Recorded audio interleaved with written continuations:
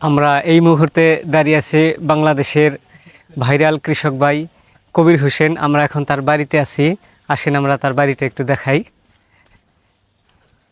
ইনি হচ্ছেন আমাদের কবির ভাই, বাংলাদেশের বর্তমান ভাইরাল পারসন।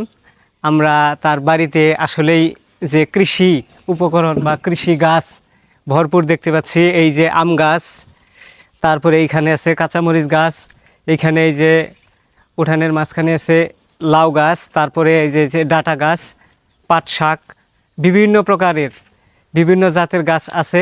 আর সবচাইতে বড় কথা হলো আমাদের বাংলাদেশ সরকারের মাননীয় প্রধানমন্ত্রীর হাতে থেকে পাওয়া এই যে সেই আম গাছ তার বাড়িতে বপন করা হয়েছে, দেখতেই পাচ্ছেন।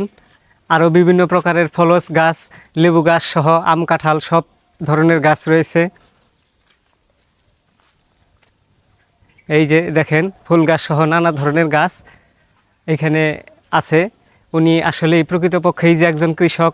এই যে আমরা এইটাকে টাঙ্গালি ভাষায় বলে থাকি খেরের পালা, এইটাও আছে। কৃষি কাজ, সব ধরনের কৃষি কাজ উনি করে থাকেন। একজন কৃষক হিসেবে যতটুকু থাকা দরকার সব উপকরণ আছে। বাড়ির পেছনে আছে তার গরুর গোয়াল ঘর। উনি জৈব সার তৈরি করেন, জৈব সার তৈরি করে তার এই কৃষি ফসলেই এইগুলো দিয়ে আবাদ করে। ধন্যবাদ সবাইকে।